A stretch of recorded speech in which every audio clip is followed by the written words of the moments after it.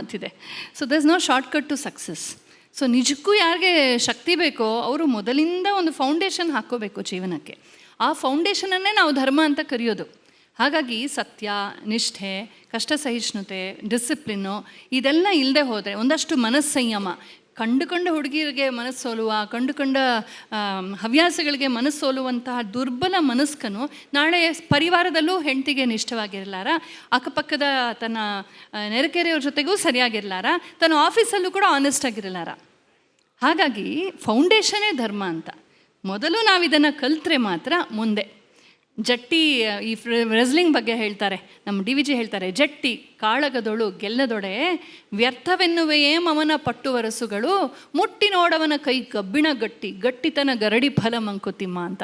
ಒಂದೆರಡು wrestling ಮ್ಯಾಚಸ್ನ ಸೋಲ್ಬೋದು, ಗೆಲ್ಬೋದು, that is ಇರೆಲೆವೆಂಟ್. ಆದರೆ ಅವನು ಕುಸ್ತಿ ಆಡಿ ಆಡಿ ಗಟ್ಟಿಯಾಗಿರ್ತಾನಲ್ಲ, ಅವನ ಕಾನ್ಫಿಡೆನ್ಸು, ಅವನ ಬಾಡಿ, ಅವನ ಫಿಟ್ನೆಸ್ಸು, ಅವನ ವ್ಯಕ್ತಿತ್ವ, ಆ ಚಾರ್ಮ್ ಇದೆಯಲ್ಲ, ಅದು ತುಂಬ ಮುಖ್ಯ. ಹಾಗಾಗಿ ಈ ಹೆಂಗೋ MG ರೋಡ್ ಆ್ಯನಿಮಲ್ಸ್ ಆಗಿ ಜೀವನ ಕಳೀರೆ ಅರ್ಥಪೂರ್ಣವಾಗಿ ಬದುಕೋದು ಅವ್ರಿಗೆ ಒಳ್ಳೆಯದು. ಅವರೆಲ್ಲ ಸನ್ಯಾಸಿಗಳಾಗಬೇಕಾಗಿಲ್ಲ. ಅವರ ವರ್ಕ್ ಪ್ಲೇಸಲ್ಲೇ, ಅವರ ಲೌಕಿಕ ಜೀವನದಲ್ಲೂ ಕೂಡ ಈ ಡಿಸಿಪ್ಲಿನ್ಸು, ಈ ಸಂಯಮ, ಈ ಭಕ್ತಿ, ಈ ರಾಷ್ಟ್ರನಿಷ್ಠೆ, ಧರ್ಮನಿಷ್ಠೆ, ತಂದೆ ತಾಯಂದ್ರ ಬಗ್ಗೆ ಗೌರವ, ವ್ಯಾಲ್ಯೂಸ್ ಬಗ್ಗೆ ಗೌರವ, ಇದು ಅವ್ರಿಗೆ ಸಹಾಯ ಮಾಡುತ್ತೆ. ವೈಯಕ್ತಿಕವಾದ ಜವಾಬ್ದಾರಿ ಬಗ್ಗೆ ಮಾತನಾಡಿದ್ವಿ, ಬಟ್ ನಾಡು ಕಟ್ಟೋ ಕಾರ್ಯ ಅಥವಾ ಇಡೀ ದೇಶದ ಅಭಿವೃದ್ಧಿ ಕಾರ್ಯ ಅನ್ನೋದು ಸಮಿಷ್ಟಿ ಶ್ರಮವನ್ನು ಬಯಸೋ ಕಾರ್ಯ ಆಗುತ್ತೆ. ನಾವು ರಾಮ ಭಾರತ ಅಂತ ಹೇಳಿ ಇವತ್ತಿನ ನಮ್ಮ ಮೊದಲ ಪ್ಯಾನಲ್ಗೆ ಹೆಸರಿಟ್ಟಿದ್ದೀವಿ. ಅಂದರೆ ಭಾರತವನ್ನು ರಾಮರಾಜ್ಯವಾಗಿ ಮಾಡಬೇಕು ಅಂತಂದರೆ ಪ್ರತಿಯೊಬ್ಬರ ಶ್ರಮ ನಿಜಕ್ಕೂ ಬೇಕು. ಆದರೆ ಸಮಿಷ್ಟಿಯಾಗಿ ಆ್ಯಸ್ ಅ ಗ್ರೂಪ್, ಇದರಲ್ಲಿ ರಾಜಕಾರಣಿಗಳನ್ನು ಒಳಗೊಂಡಂತೆ, ಆಡಳಿತ ವರ್ಗವನ್ನು ಒಳಗೊಂಡಂತೆ ಅಲ್ಲಿ ಇರಬೇಕಾದ ಧರ್ಮ ಯಾವುದು ಅಂತ ಹೇಳಿ ನನ್ನನ್ನು ಕೇಳ್ತಾ ಇದ್ದೀರಾ? ಹಾಂ, ನೋಡಿ, ನೀವೇ ಬಳಸಿದ್ರಿ ಪದವನ್ನು, ಸಮಷ್ಟಿ ಸಮಷ್ಟಿ ಅಂತ ಸ್ವಾಮೀಜಿಯವರು ಬಳಸಿದ್ರು. ಇದು ನಮ್ಮ ಅನಾದಿಯಾದಂಥ ಪದ, ನಂಗೆ ತುಂಬ ಇಷ್ಟವಾದ ಪದ, ಸಮಷ್ಟಿ ವ್ಯಷ್ಟಿ. ಧರ್ಮವನ್ನು ಹೇಳುವಾಗಲೇ ನಮ್ಮಲ್ಲಿ ಸಾಮಾನ್ಯ ಧರ್ಮ, ವಿಶೇಷ ಧರ್ಮ, ಸಮಷ್ಟಿ ಧರ್ಮ, ವ್ಯಷ್ಟಿ ಧರ್ಮ ಅಂತ ಕ್ಲಿಯರಾಗಿ ಹೇಳ್ತಾರೆ. ಸಾಮಾನ್ಯ ಧರ್ಮ ಅಂದರೆ ಯೂನಿವರ್ಸಲ್, ಸತ್ಯ, ಧರ್ಮ, ಪ್ರೀತಿ, ದಯೆ ಇತ್ಯಾದಿ, ಅದು ಹೈಯೆಸ್ಟ್. ಅದು ನೋ ಕಾಂಪ್ರಮೈಸ್. ಎಲ್ಲ ದೇಶ, ಎಲ್ಲ ಕಾಲದಲ್ಲಿ ಎಲ್ಲರಿಗೂ ವರ್ಣ, ಕುಲ, ಲಿಂಗ ಭೇದವಿಲ್ಲದೆ ಎಲ್ಲರೂ ಪಾಲಿಸಬೇಕಾದದ್ದು ಸಾಮಾನ್ಯ ಧರ್ಮ. ವಿಶೇಷ ಧರ್ಮ ಏನು? ಇಲ್ಲಿ ಸ್ಮಿತಾ ಆ್ಯಂಕರ್ ಮಾಡ್ತಾರೆ, ನಿಮ್ಮ ಧರ್ಮ. ಇನ್ಯಾರೋ ಟೈಮ್ ನೋಡ್ತಿರ್ತಾರೆ, ಸಾಕು ನಿಲ್ಲಿಸಿ ಅಂತ ಹೇಳ್ತಿರ್ತಾರೆ, ಅದು ಅವ್ರ ಧರ್ಮ. ಇನ್ನೊಬ್ರು ಕ್ಯಾಮ್ರಾ ಅವ್ರ ಧರ್ಮ ಮಾಡ್ತಾರೆ, ಸ್ವಾಮೀಜಿ ಅವ್ರ ಧರ್ಮ ಮಾಡ್ತಾರೆ. ಎಲ್ಲರೂ ಅವ್ರವ್ರ ಧರ್ಮವನ್ನು ಮಾಡ್ತೀವಿ. ಇದು ವಿಶೇಷ ಧರ್ಮ. ಅಂದರೆ ಆಯಾ ಕ್ಷಣದಲ್ಲಿ ನಮ್ಮ ರೋಲ್, ನಮ್ಮ ರೆಸ್ಪಾನ್ಸಿಬಿಲಿಟಿ, ಸಿಚುವೇಶನು, ಟೈಮು, ಪ್ಲೇಸು. ಈಗ ಬ್ಯಾಂಕಲ್ಲಿ ಹೋಗ್ಬಿಟ್ಟು ನಾನು ಕಸ್ಟಮರ್ ಧರ್ಮ ಆಗುತ್ತೆ, ಹಂಗೆ ನಿಂತ್ಕೋಬೇಕು. ನಾನು ಮನೇಲಿ ನಾನು ಲೆಕ್ಚರ್ ಕೊಡೋಕ್ಕಾಗಲ್ಲ ನಮ್ಮ ಯಜಮಾನರಿಗೆ, ಅಲ್ಲಿ ಸತಿ ಧರ್ಮ, ಅಲ್ಲಿ ಬೇರೆ ಕೆಲಸ ಮಾಡಬೇಕಾಗತ್ತೆ. ಹೀಗೆ ಇದನ್ನು ತುಂಬ ಸ್ಪಷ್ಟವಾಗಿ ಹೇಳಿದ್ದಾರೆ. ಹಾಗಾಗಿ ಅದೇ ಥರ ವ್ಯಷ್ಟಿ ಸಮಷ್ಟಿ, ನನ್ನ ಹಿತ ಏನು, ನನಗಿಷ್ಟ ಏನು, ನನಗೆ ಅನುಕೂಲ ಏನು ಅಂತ ಯೋಚನೆ ಮಾಡೋದು ವ್ಯಷ್ಟಿ. ಆದರೆ ನನ್ನ ಹಿತ, ನನ್ನ ಅನುಕೂಲ ಅನ್ನೋದು ಸಮಾಜಕ್ಕೆ ತೊಂದರೆ ಕೊಡಬಾರ್ದು ಅನ್ನುವ ವಿವೇಚನೆ ಜೊತೆಗೆ ಮಾಡೋದು ಸಮಷ್ಟಿ ಧರ್ಮ. ಸರಳ ಉದಾಹರಣೆ ನಾನು ಹೇಳೋ ಹಾಗಿದ್ರೆ, ಬಾಳೆಹಣ್ಣು, ನನ್ನ ದುಡ್ಡಲ್ಲಿ ನಾನು ಒಂದು ಬಾಳೆಹಣ್ಣು ಕೊಂಡ್ಕೊಂಡು ತಿಂತೀನಿ, ಅದು ನನ್ನ ವ್ಯಷ್ಟಿ ಧರ್ಮ. ನಂಗೆ ಇಷ್ಟ, ತಿಂದೆ, ನನ್ನ ದುಡ್ಡು, ನನ್ನ ಇಷ್ಟ.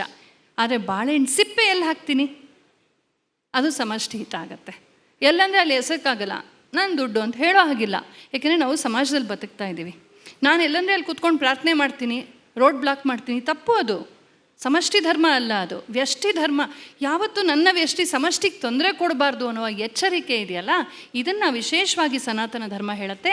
ಇದನ್ನು ರಾಮ ತೋರಿಸಿದ. ನೀವು ಮತ್ತೆ ಪದೇ ರಾಮ ಭಾರತ ಅಂದಲ್ಲ, ರಾಮ, ಸ್ವಾಮೀಜಿ ತುಂಬ ಚೆನ್ನಾಗಿ ಹೇಳಿದ್ರು. ತನ್ನ ಪತ್ನಿ, ತನ್ನ ಪರಿವಾರ, ತನ್ನ ಮಕ್ಕಳು, ತನ್ನದು, ತನ್ನ ಇಷ್ಟ, ತನ್ನ ಸುಖ, ತನ್ನ ಪ್ರಯಾರಿಟಿ ಅಂತ ನೋಡಿದೆ. ಎಷ್ಟೇ ದುಃಖ ಆದರೂ, ಕಷ್ಟ ಆದರೂ, ಎಷ್ಟೇ ತನಗೆ ನೋವಾದರೂ, ಪರ್ಸ್ನಲಿ ಅಫೆಂಡ್ ಆದರೂ, ತನಗೆ ನೋವಾದರೂ ಕೂಡ ಅದನ್ನು ನುಂಗಿ, ನಾನೊಬ್ಬ ಲೀಡರ್, ನಾನೊಬ್ಬ ರಾಜ, ನಾನು ಬರೀ ಒಬ್ಬ ಸಾಮಾನ್ಯ ವ್ಯಕ್ತಿ ಆದರೆ ನಾನು ಏನು ತಪ್ಪು ಮಾಡಿದ್ರು, ಏನು ಸ್ಟೇಟ್ಮೆಂಟ್ ಕೊಟ್ಟರು ನಡೆಯುತ್ತೆ. ಆದರೆ ನಾನು ಪ್ರೈಮ್ ಮಿನಿಸ್ಟರು, ಮುಖ್ಯಮಂತ್ರಿಯೋ ಆದರೆ ಬಾಯಿಗೆ ಬಂದಂಗೆ ಮಾತಾಡೋ ಹಾಗಿಲ್ಲ. ನೋಡ್ತೀವಲ್ಲ ಈಗ ಏನೇನಾಗುತ್ತೆ ಎಡವಟ್ಟು ಅಂತ. ಹಾಗಾಗಿ ಸಮಷ್ಟಿ ಹಿತ, ನಾನು ನಾಯಕನ ಸ್ಥಾನದಲ್ಲಿ ನಿಂತ ತಕ್ಷಣ ನಾನು ಐ ಶುಡ್ ಬಿ ಪ್ರಜಾಹಿತೆ ಸುಖಂ ರಾಜ್ಞ ಅಂತ ಚಾಣಕ್ಯ ಹೇಳ್ತಾನೆ. ರಾಜನ್ ಸುಖ ಏನು ಅಂದರೆ ನಥಿಂಗ್ ಪರ್ಸ್ನಲ್, ಪ್ರಜಾಹಿತೆ ಸುಖಂ ರಾಜ್ಞ. ಹಾಗಾಗಿ ಪ್ರಜೆಗಳ ಹಿತವೇ ಮುಖ್ಯ ಅಂತ ಸಮಷ್ಟಿ ಭಾವದಲ್ಲಿ ಬದುಕದಂಥವ್ರು ನಾಮ. ನೋಡಿ, ಉದಾಹರಣೆ ಹೇಳ್ತೀನಿ. ಅವನು ಇದ್ದಕ್ಕಿದ್ದಾಗೆ ಓವರ್ ನೈಟ್ ಅವನ ಪಟ್ಟಾಭಿಷೇಕ ತಪ್ಪಿಸ್ಬಿಟ್ಲು ಕೈ. ರಾತ್ರಿ ವಸಿಷ್ಠರು ಕಂಕಣ ಕಟ್ಟಿದ್ದಾರೆ, ಬೆಳಗ್ಗೆ ಬ್ರಾಹ್ಮಿ ಮುಹೂರ್ತ ಬರೋ ಮುಂಚೆ ತಪ್ಪು ಹೋಯ್ತದು.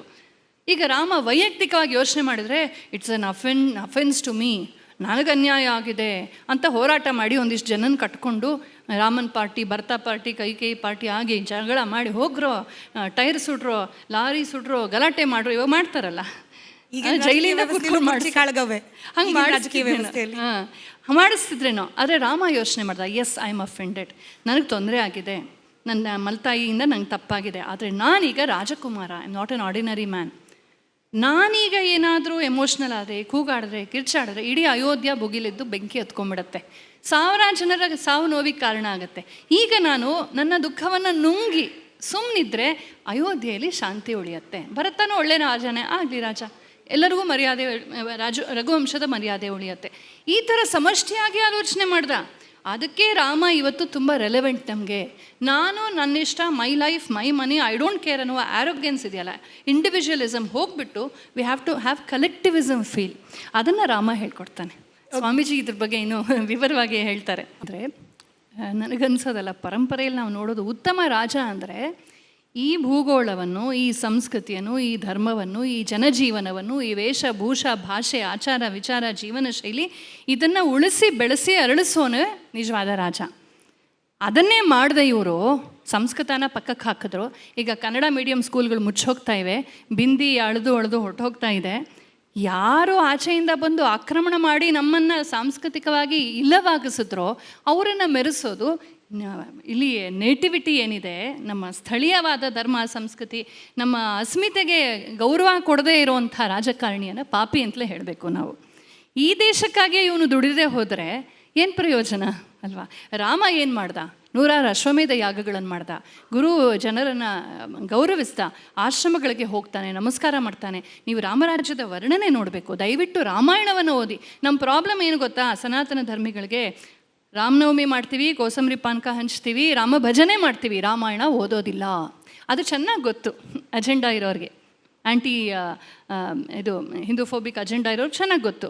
ನಾವು ಕೃಷ್ಣೋತ್ಸವ ಮಾಡ್ತೀವಿ, ಉಂಡೆ ಚಕ್ಲಿ ತಿಂತೀವಿ, ಕೃಷ್ಣ ಭಜನೆ ಮಾಡ್ತೀವಿ, ಆದರೆ ಭಾಗವತ ಓದೋದಿಲ್ಲ, ಮಹಾಭಾರತ ಓದೋದಿಲ್ಲ. ಮೂಲಗಳನ್ನು ಓದಿ ಆಗ ರಾಮರಾಜ್ಯ ಎಲ್ಲರೂ ಬೇಕು ಅಂತಾರೆ. ಯಾಕೆ ಅಂದರೆ, ಒಂದು ನಿಮಿಷ ಲೆಟ್ ಮಿ ಕಂಪ್ಲೀಟ್. ರಾಮರಾಜ್ಯದಲ್ಲಿ ನ ಚೋರ, ಕಳ್ಳತನ ಇಲ್ಲ, ಸುಳ್ಳು ಇಲ್ಲ, ಮೋಸ ಇಲ್ಲ, ಯಾರು ತಮ್ಮ ಧರ್ಮಕರ್ಮಗಳನ್ನು ಬಿಡೋದಿಲ್ಲ. ಯಾಕೆಂದರೆ ರಾಜ ಹಂಗಿದಾನ ಮೇಲೆ, ಅವನ ಶಾಸನ ಎಷ್ಟು ಬಿಗಿ ಅಂತಂದರೆ, ಅವನೆಷ್ಟು ದಕ್ಷ ರಾಜ ಅಂದರೆ ಎಲ್ಲರೂ ಬಾಯಿ ಮುಚ್ಕೊಂಡು ಅವ್ರು ಕೆಲಸ ಮಾಡ್ತಾರೆ. ಅಲ್ಲಿ ಎಲ್ಲರೂ ಅವರ ಧರ್ಮಕರ್ಮಗಳನ್ನು ಮಾಡಿದಾಗ ಎಲ್ಲ ಚೆನ್ನಾಗೇ ನಡಿಬೇಕಲ್ವ. ಮಳೆ ಬೆಳೆ ಸಮಯಕ್ಕಾಗತ್ತೆ, ಒಂದೇ ಒಂದು ಅಕಾಲ ಮೃತ್ಯು ಆಗೋದಿಲ್ಲ, ಒಂದು ದುರ್ಮರಣವಾಗಲ್ಲ, ರೋಗಗಳಿಲ್ಲ, ಎಲ್ಲರೂ ಕೂಡ ಕುಂಡಲ ಹಾಕ್ಕೊಂಡು ಓಡಾಡ್ತಿದ್ರು ಅಂತ. ಅಂದರೆ ಎಲ್ಲರೂ ಅಷ್ಟು ರಿಚ್ ಆಗಿದ್ದರು ಅಂತ, ಸಮೃದ್ಧವಾಗಿದ್ದರು ಅಂತ. ಇಷ್ಟೆಲ್ಲ ಸಾಧ್ಯವಾದದ್ದು ಯಾಕೆ ಅಂತಂದರೆ ಆ ಸ್ಥಳೀಯ ಸಂಸ್ಕೃತಿನ ಆ ಥರ ಪೋಷಿಸಿದ ರಾಜ. ಇದನ್ನೆಲ್ಲ ನಾವು ತಿಳ್ಕೊಳ್ಬೇಕು. ರಾಮ ಅಂದರೆ ಬರೀ ಹಿಂದೂಗಳ ಆಸ್ಥೆ ಇರುವಂಥ ಒಂದು ಪೌರಾಣಿಕ ವ್ಯಕ್ತಿತ್ವ ಅಂತನೋ ಥರ ಇವತ್ತು ಶಿಕ್ಷಣ ಚಿತ್ರಿಸ್ತಾ ಇದೆ. ರಾಜಕಾರಣವೂ ಸಾಕಷ್ಟು, ಎಲ್ಲ ರಾಜಕಾರಣಿ ಅಂತ ಹೇಳಲ್ಲ, ಒಬ್ಬ ರಾಜರ್ಷಿ ಆಳ್ತಾ ಇದ್ದಾರೆ ನಮ್ಮನ್ನು, ಅವ್ರ ಬಗ್ಗೆ ನಾನು ಹೇಳ್ತಿಲ್ಲ. ಒಂದಷ್ಟು ಕರಪ್ಟು ಅವರವರೇ ಹೆಗಲು ಮುಟ್ಕೊಂಡು ನೋಡ್ಕೊಳ್ತಾರೆ ನಾವು ಹೇಳಿದಾಗ.